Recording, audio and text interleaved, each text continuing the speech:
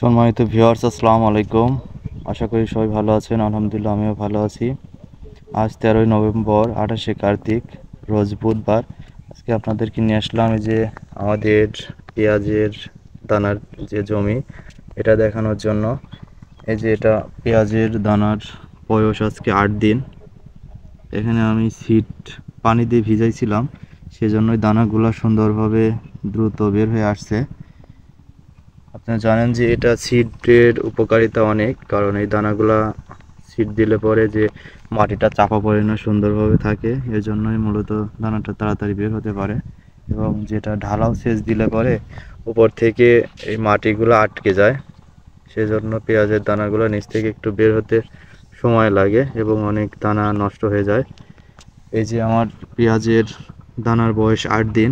এটাতে আমার এখনও কোনো প্রকার ছত্রাকে আক্রমণ করেনি, সেজন্য আমি অগ্রিম একটা ছত্রাকনাশক স্প্রে দেব। এটা মূলত এই যে গোড়া পচন এবং শিকড় পচনের জন্য ভালো একটা কার্যকরী ওষুধ। সেটা হচ্ছে যে এই যে ইন্তেফা কোম্পানির আরবা 50 WP কার্বনডাজিম। এখানে এই যে 500 গ্রাম সক্রিয় উপাদান বিদ্যমান। এটা গাছের ভেতর এবং বাইরের রোগ দমনে কার্যকরী ছত্রাকনাশক। এটা ভালো একটা ছত্রাকনাশক। এটার গ্রুপ হচ্ছে কার্বনডাজিম।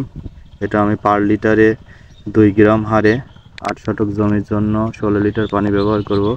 এবং এই আরবাটা যদি আপনারা না পান, সেক্ষেত্রে আপনারা ম্যাকডোনাল্ড কোম্পানির যেটা আছে নোইন, এটা আপনারা পার লিটারে 2 গ্রাম হারে স্প্রে দেবেন। এবং সেটাও যদি না পান, সেক্ষেত্রে আপনারা যেটা আছে সিনজেন্টা কোম্পানি রিডোমিল গোল্ড, এটা আপনারা পার লিটারে 2 থেকে 3 গ্রাম হারে স্প্রে দিলে ইনশাল্লাহ ভালো রেজাল্ট পাবেন। আমি যে 3টার নাম বললাম, এই 3টার মধ্যে যে কোনো একটা আপনারা সুন্দরভাবে গুলায়ে এটা আপনারা স্প্রে দেবেন। 8 শতক জমির জন্য 16 লিটার পানি দিয়ে সুন্দরভাবে ভিজাই দেবেন এবং পরন্ত বিকেলবেলা এটা স্প্রে দেবেন। এতে করে ভালো রেজাল্ট পাবেন। যাদের ছত্রাকে আক্রমণ অলরেডি হয়ে গেছে, তারাও এটা ব্যবহার করবেন। এবং যাদের এখনও হয় নাই, দানার বয়স 6, 7, 8 দিন, এভাবে আপনারা এই মাত্রাতে স্প্রে দিলে পরে ভালো একটা কার্যকরী রেজাল্ট পাবেন। এই যে এখানে আমার 25 শতক জমি আছে, এখানে আমি 5 কেজি পেঁয়াজের দানা বপন করছি। এগুলো সুন্দরভাবে কিন্তু গজায় গেছে। আমার মনে হচ্ছে যে দানাটা একটা দানাও মনে হচ্ছে যে মার নেই। এবং এছাড়াও আমি আমার দানার বয়স যেটা আজকে 11 দিন, সেটাতেও আমি এর আগে কার্বনডাজিম গ্রুপের ছত্রাকনাশক স্প্রে দিছি। সেখানেও আজকে আমি একটা ছত্রাকনাশক স্প্রে দেব, সেটাও আপনাদেরকে দেখাবো। এই যে দর্শক দেখেন, এটা হচ্ছে আমার 11 দিন বয়সের পেঁয়াজের দানা। এটাতে আমি একবার 6 দিন বয়সে কার্বনডাজিম গ্রুপের ছত্রাকনাশকটা স্প্রে দিয়েছিলাম। দেখুন সুন্দরভাবে একটা দানাও কোনো প্রকার কোনো বেধি নেই। যে এটা কাত হয়ে আছে, এটাতে আমি গতকালকে সিড দিয়েছি, এর জন্য দানাটা একটু কাত হয়ে হেলে গেছে। তাছাড়া মূলত আমার জমিতে কোনো প্রকার কোনো ছত্রাকের আক্রমণ হয় নাই। এই যে কতকগুলো দানা অলরেডি 2 পাতা হয়ে গেছে, এই দেখতে পাচ্ছেন, এই 2 পাতা হয়ে গেছে। আজকে আমি এখানে একটা ছত্রাকনাশক স্প্রে দেব। এটা খুবই কার্যকর একটা ছত্রাকনাশক, আপনারা ইচ্ছা করলে এটা ব্যবহার করতে পারেন। এটা হচ্ছে এই যে ইন্তেফা কোম্পানির হামা। এটাতে ইপ্রিডিয়ন, অর্থাৎ যেটা আপনারা জানেন যে রোবলাল, সেটাতেও এটা ইপ্রিডিয়ন আছে।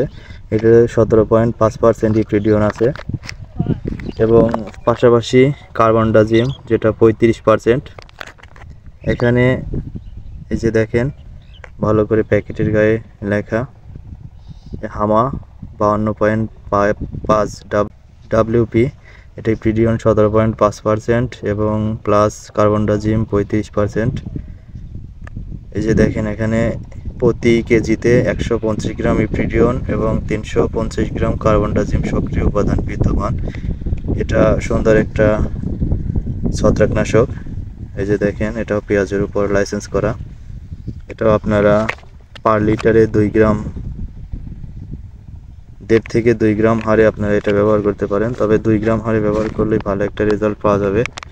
এটা আপনারা যাদের দানার বয়স 12 দিন, আপনারা পরপর 7 দিন পর পর এটা দানা ওঠানো পর্যন্ত আপনারা এটা ব্যবহার করবেন। ইনশাল্লাহ ভালো একটা রেজাল্ট পাবেন। এই হামাটা এটা আপনারা ব্যবহার করলে ভালো একটা রেজাল্ট পাবেন। এটা প্রতি সপ্তাহে একবার করে স্প্রে দেবেন। তো দর্শক, এই যে আমার দানার অবস্থা দেখেন। আর এই যে কিছু কিছু এখানে ঘাস আছে, এই যে ঘাস আমার জমিতে মূলত বথুয়া নেই, এই ধরনের ঘাসগুলো হয়েছে।